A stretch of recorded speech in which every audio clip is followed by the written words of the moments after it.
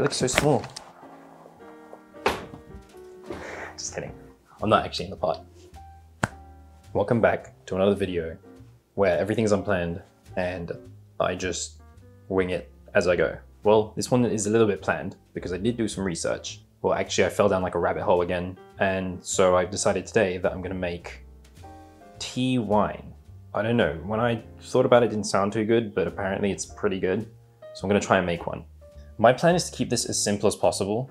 I've got 5 ingredients: water, sugar, tea, brewer's yeast, or this is wine yeast. It's not completely necessary, but it really does help if you have it. This is Yeast Nutrient. This is gonna give the yeast something to eat like straight away so that they can get like a good start on the fermentation.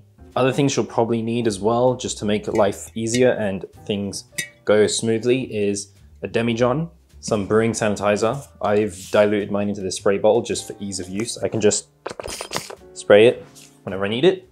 And to go with my demijohn, I have a bung with a hole in it. That's the bung hole. And in my bung hole goes an airlock. I actually have lots of these. This one's actually brand new because I'm using all my other ones, but this is an airlock. I'll show you how to use this later. Before we even started, I've already sprayed down the inside of this demijohn with the sanitizer. So I'm just gonna let this sit and just sanitize itself. And this is a no rinse sanitizer. So all I need to do is just like pour this out and then it should be good to go. Okay, so obviously we need to start off making tea. So what I did was on the side of the pack of the tea, it says how to make like the perfect cup of tea. And it says 1 tea bag for 1 mug. And then I looked up how much volume is in a mug.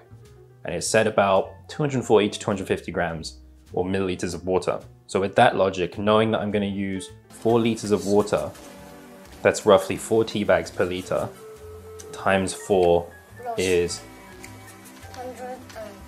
16. So I've got 16 tea bags here, which I'm gonna use. These are just English tea bags. These are Tetley, but you can use whatever brand you want, I guess. And then to sort of bring this up to like the ABV of a wine, I'm using 1 kilogram of sugar, which is kind of like something I do often, which is 4 parts water to 1 part sugar. And obviously because this is the unprepared show where nothing is planned, I think I've got about 600 grams of white sugar, and then I topped up the rest to 1 kilogram with brown sugar because I didn't have enough white sugar. But the brown sugar probably will impart some kind of other flavor to it, but you know what? Let's try it out. First things first, to make the tea, got a cooker.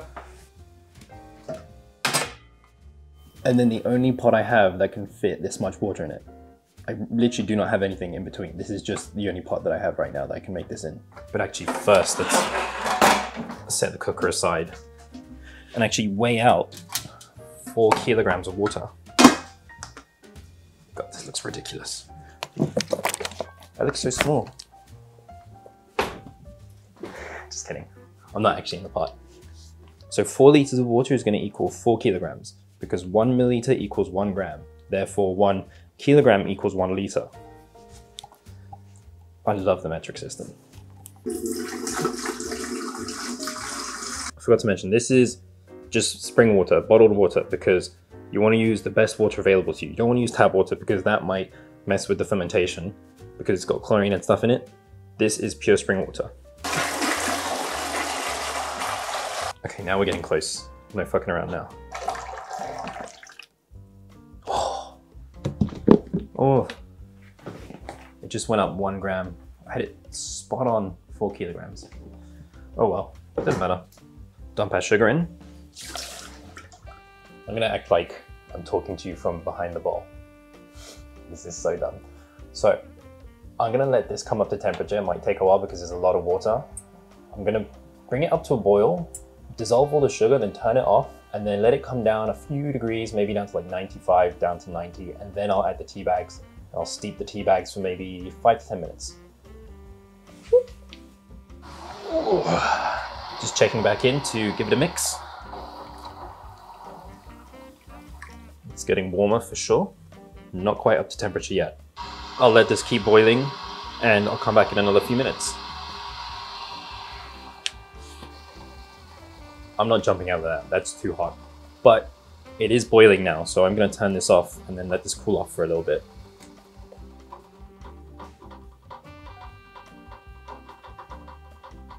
These bubbles are vibing. Anyway, I'm gonna measure the temperature. Oh, who put this in Fahrenheit? There you go.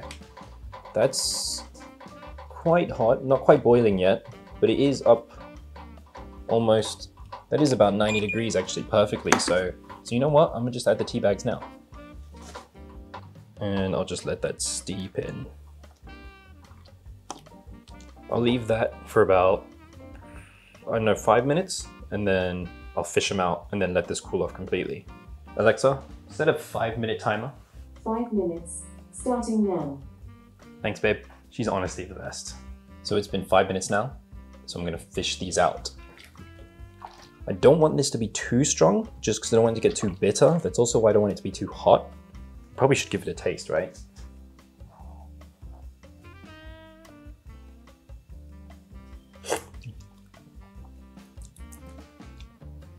Although I might want it to get a little bit stronger because I think the fermentation might mellow out the flavors a bit. So I might let that go for another 5 minutes. Alexa, set a 5-minute timer again. 5 minutes, starting now. Thanks, babe. She really is the best. It has been another 5 minutes. Let's have a taste. Yeah, that's much better now. A little bit bitter on the sides of the tongue, but it tastes good. So let's fish out the tea bags. Perfect time to use these.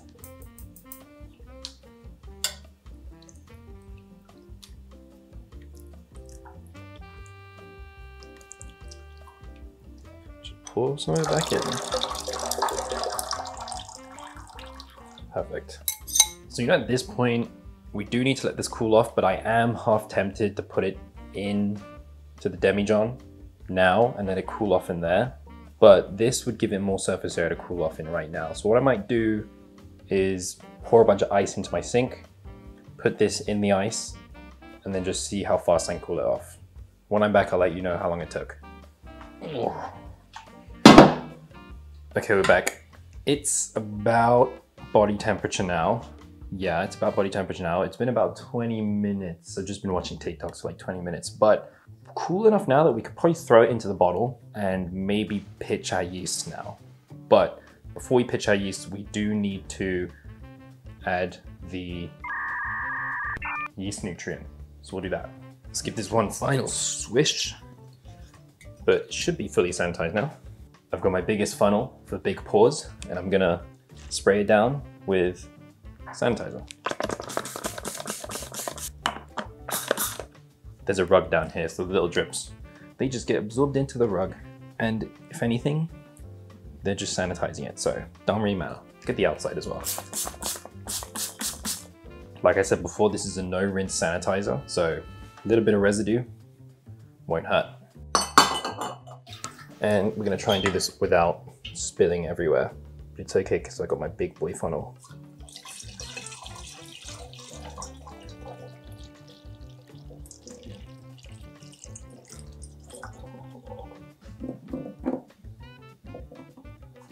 You know, I thought it'd be a lot more than this. I'm gonna put in my yeast nutrient now. This is just some cheap yeast nutrient I bought online. This, usually they come with instructions. So for this one, it's 1 level teaspoon per gallon. So I'm gonna put basically a level teaspoon because this is kinda a gallon, not quite a gallon. I'm gonna try to get this in without getting it everywhere. Perfect.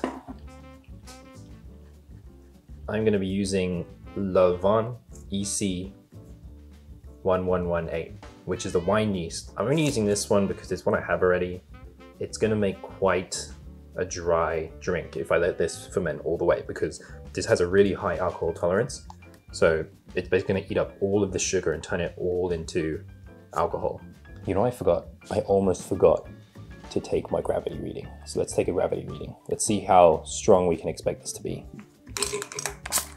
Once again, sanitize everything.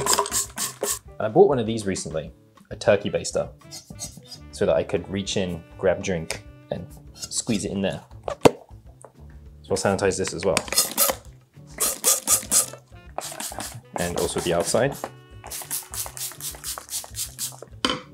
That's my sanitized space. Swish that around. Gonna pour out this sanitizer. Okay, let's try take a reading, even though it's gonna be super foamy. Not quite floating yet. Okay, a couple little tappy taps and see if we can see where this is resting, because I can barely see in this. Wow.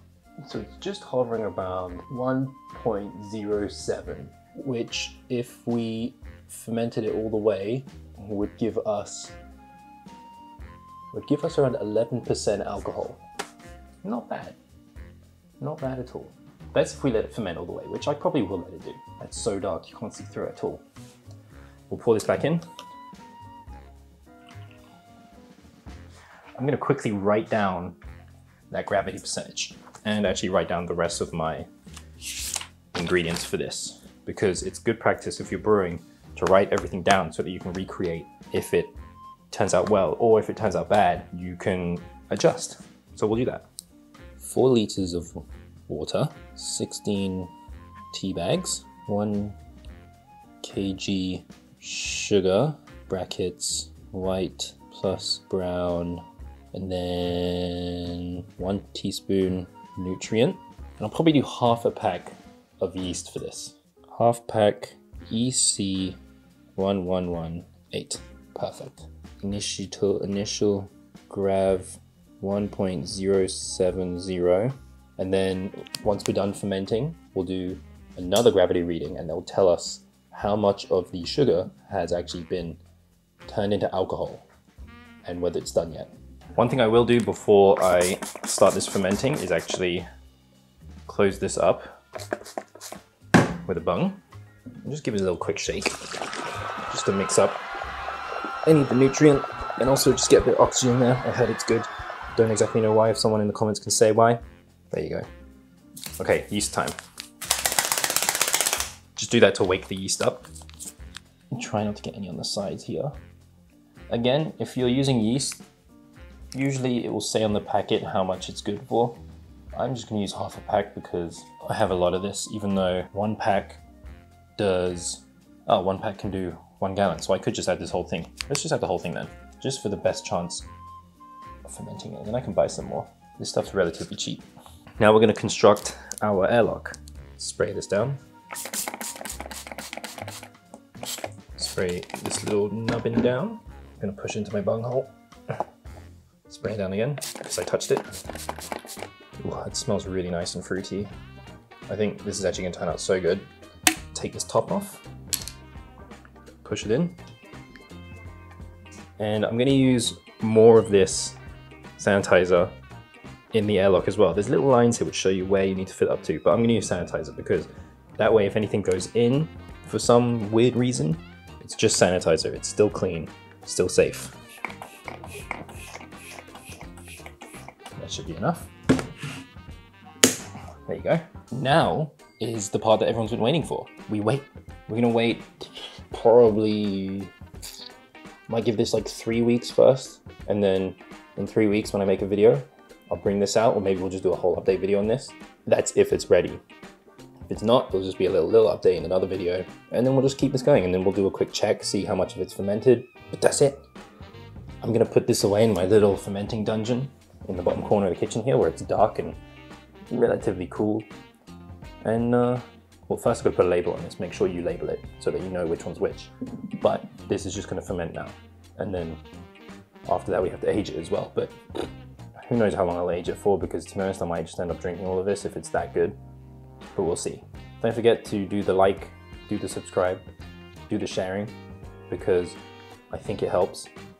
And so far it's been helping, I guess, because these videos have been getting more and more views.